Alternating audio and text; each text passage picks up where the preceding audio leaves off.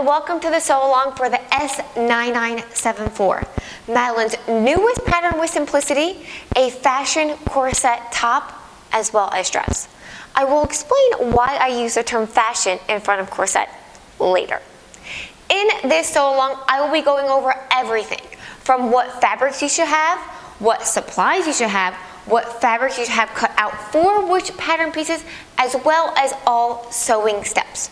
What I won't be going over is fits, but I will be going over some pattern alterations to make it a little less Renaissance and a little more 2024.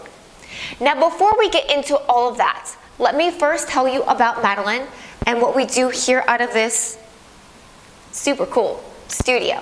So Madalynne is a woman-owned, that's me, Philadelphia-based sewing studio, offering DIY lingerie, DIY swimwear, and now DIY corsets. We also offer bra making workshops as well as retreats, DIY kits. Yes, there's a kit for the S9974, and ready-made lingerie, swimwear, and corsets. And you might be thinking, what is ready-made? Ready-made is when you have a mom, a sister, a friend who loves your me-mates, but you don't want to sew it for them, and I don't blame you. That is where we come in. We will sew it for them based on their measurements. Now, before we get into cutting and fabrics, I first want to go over some things about corsets, some Q&As, and then we'll get into it. Now, I know you have your scissors out, you got your fabric ready, but let's chat corsets. I think it's really important to call out these three things before making the S9974. One is reduction. In classic corsetry, everything is about the waist. And the basque in the front, the lacing in the back, as well as the boning throughout the corset work together to reduce the waist. Now, in the 9974, yes, it can have a basque in the front. Yes, it uses boning. And yes, it has lacing, but it is not designed to reduce the waist. So this is why I use the term fashion corset top and dress, is because some corseteers would argue that without reducing the waist or reshaping the body, it's not a true corset, and that it is a fashion corset. There is ease built into this pattern. It is supposed to measure larger than your body. So I use the term fashion corset top and dress, and I just want to explain why I use that term. Two is that it is historically inspired, but it is not a true historical garment. And that's because I wanted it to be a little 17th century, but also like a little 2024. And that is also why I'm going to be going over some pattern alterations to lower the neckline and just make it a little bit more modern. Number three is that technically the S9974 is a stay. And if you want to go into corset history, you can look up what a stay is and how stays evolved into corsets. Basically, it's very conical in shape and it has the shoulder tabs. But for the sake of this sew along, I'm going to say that it is a corset. But I wanted you to know that technically it is a stay. Now let's go over fabrics and supplies, because having the right fabrics is just as important as doing all the sewing steps correctly. I am following along in the back of the pattern cover, and reading this list can be confusing, but hopefully seeing a visual of everything. And I also have a finished garment so that you know what trims are used where will be super helpful. Also note that all of these fabrics and trims come from a DIY kit, so if sourcing all of the fabrics and supplies is intimidating for you, I highly recommend checking out a DIY kit. So first, let's go over your main fabric, or you could also call it your fashion fabric. So your fashion fabric can be a lot of different types. It could be a printed cotton, it could be a brocade, it could be a taffeta. What is super important is that whatever fashion fabric that you use, you have what's called a strength layer. And in corsetry, the best strength layer is coutil. Coutil is kind of hard to find, so if you don't have coutil, I highly recommend a canvas or a drill. Those are two less expensive, also more widely available strength layers. This is what's going to give you support. This is what's going to help hold up the boning. This is what's going to help give more of that corset look versus just a corset inspired dress.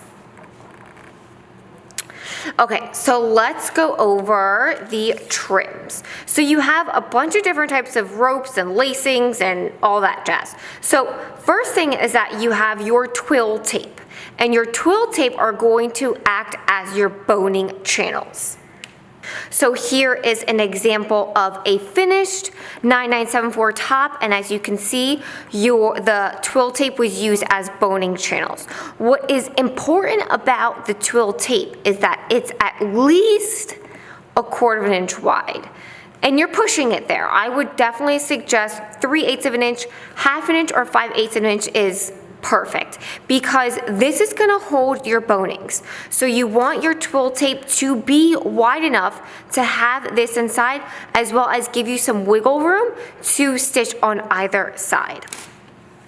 I'm going to keep this to the side because we'll be using this as a reference a lot. So you have your twill tape, then you have your lacing, and this is just a regular shoe lacing. You can also use a satin ribbon, 1/8 of an inch, for your back lacing as well as for your shoulder tabs. For this DIY kit, we use the 1/4 of an inch satin ribbon for the back lacing as well as the back shoulder tabs. For the front shoulder tabs, we use a wider satin ribbon, and this is a 1 inch wide. So putting those away out of the frame, the next thing that you need are grommets or eyelets. Now, I will not be showing you how to apply grommets or eyelets, and that is because it is how you apply it and what tools that you use are specific to the type and the size of eyelets or grommets that you use. So whatever grommets, eyelets that you use, look at the instructions for the press that you use and follow those instructions. Now let's go over boning. So you will need boning, and this is spiral steel boning. This is flat steel boning. If you are a bra maker, this looks very much like a bra underwire. Optional to use plastic boning. Now I want to make a note about all of these three. So for these two, it's important to note that the spiral steel boning bends forwards and bends backwards, bends side to side. So these spiral steel, this is pre-cut, it's also available in continuous, are used on all the boning channels except for the 4 that are on either side of the eyelets. And for those 4, you want to use the flat steel. The reason being is that bends forwards, bends backwards, does not bend side to side. So if this is going to be a little bit snug, you want it not to be able to shift from side to side so that it stays straight when you start lacing it up. If you use this spiral steel in the boning channels on either side of the eyelets, what would happen is that it would warp if you tied it even ever so slightly tight. So to recap, spiral steel is used in all of the boning channels except for the ones on either side of the eyelets. On either side of the eyelets, you want to use the flat steel boning. Now, something to keep in mind with these is that if you plan on washing it, there is a possibility that this could rust. Now, there are some people who make this the ends of the boning channels, you're able to open it so that you could remove the boning before washing it, but you do you. The other option is that you can use a plastic boning. Now, plastic boning by no means is as strong as spiral steel or flat steel, but remember, this pattern was not designed for reduction, so it's not as important. Plastic boning is washable so that you don't have to worry about creating an opening so that you have to remove it. It's also more widely available. Craft stores sell 1/4 inch Ridgeline, which is okay. It's okay. It's not fantastic. But this is a 1/4 inch nylon boning that is a lot stronger than the Ridgeline that is sold in stores. And if you shop from Madalynne or another corset making supplier, they usually have some plastic boning that is way more durable than the stuff that's offered in craft stores. Now the last thing is that you will, and this is only if you're making the dress, is that you need a zipper, which this is so long, you probably don't need one this long, but you need an invisible zipper as well as a little hook and eye. Even if I brought it out, you wouldn't be able to see it. It's just a little hook and eye, and that really is optional. That's just for the top of the dress, where you insert the zipper if you just want to have a hook and eye at the top and bottom, or just at the top. Now let's go over what pattern piece you have cut out.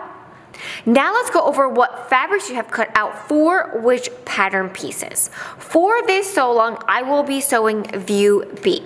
The only difference between view B and view C is that one uses one type of contrast bias binding and the other uses a different fabric for the bias binding. That is the only difference.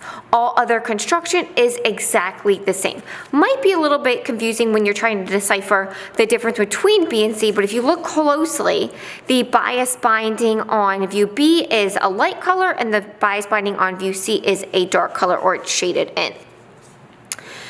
And the only difference between A and B and C is the length. So you would cut out the same thing if you were doing the top, because as you can see, if I put one over the other, it's pretty much the same pattern, but view B and C has length to it. So for pattern piece number 9, which is front, pattern piece number 10, middle front, pattern piece number 11, side front, and pattern piece number 12, which is side panel, I have my main fabric and on the other side, I have it lined with my coutil. Now before I cut all these out, I fused the main fabric or the fashion fabric to my strength layer using Otis 55 spray adhesive. Another thing that you could use would be like a bonded web, but basically I adhered those two fabrics together before cutting all of these out. For the back, which is pattern piece number 13 on the dress, and I think it's pattern piece number 5 on the top, key thing is that you want to cut out 4 pieces. So one will be your main fabric or your fashion fabric, fused or bonded to your strength layer, and the other one can just be your strength layer, and that's because you will be finishing this center back edge and then flipping it to the wrong side. That's a terrible fold back, but hopefully you get my point. Now let's move on to the skirt or the peplum. Now you have a couple options here, because you can use your main fabric, you can use a contrast fabric, and you can use a lining fabric. For the dresses that we made for our DIY kits, we just used one layer of the fashion fabric here. So there's no strength layer, there's no lining fabric. If you have a sheer fabric, let's just say like a chiffon, you might want to line it with a more opaque fabric so that it's not see-through.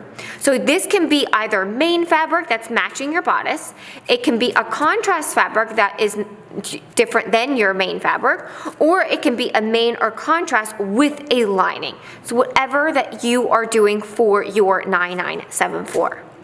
Last but certainly not least, and probably the most tedious, are your bias strips.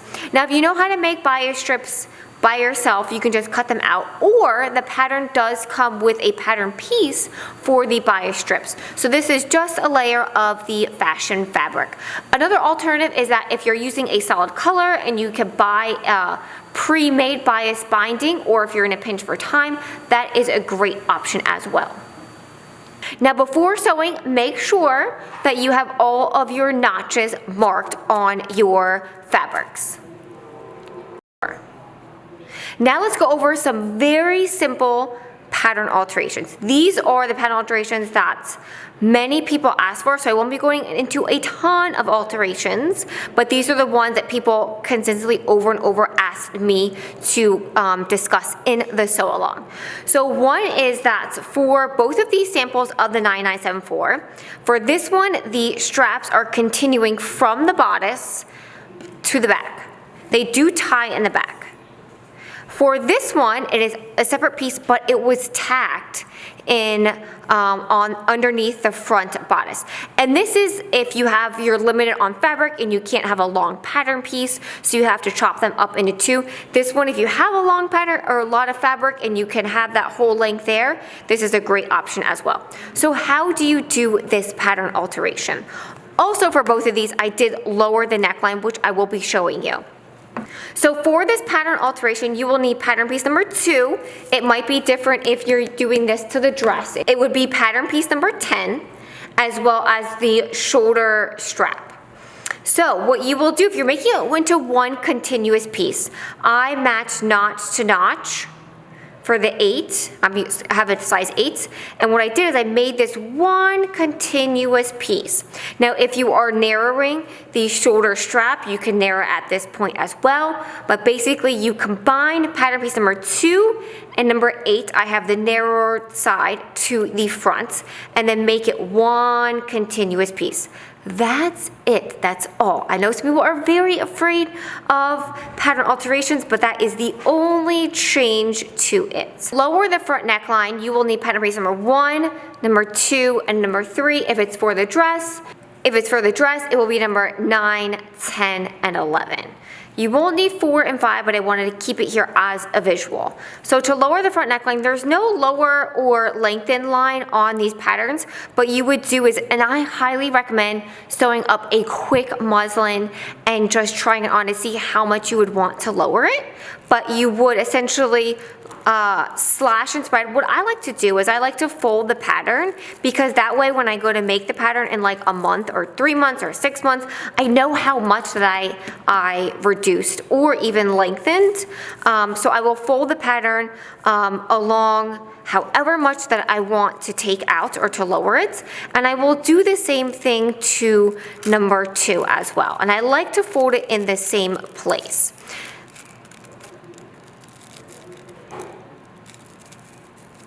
And that's how you would lower it.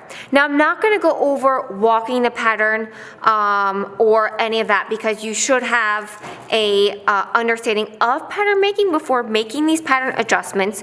You would probably do a little bit to number 3, but angle it so that underneath the armhole it is still the same.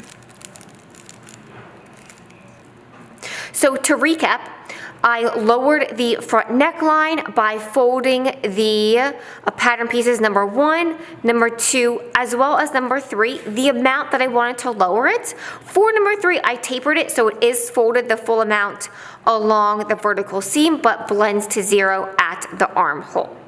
Again, you should have a understanding of pattern making to know how to true up your seams after making these adjustments.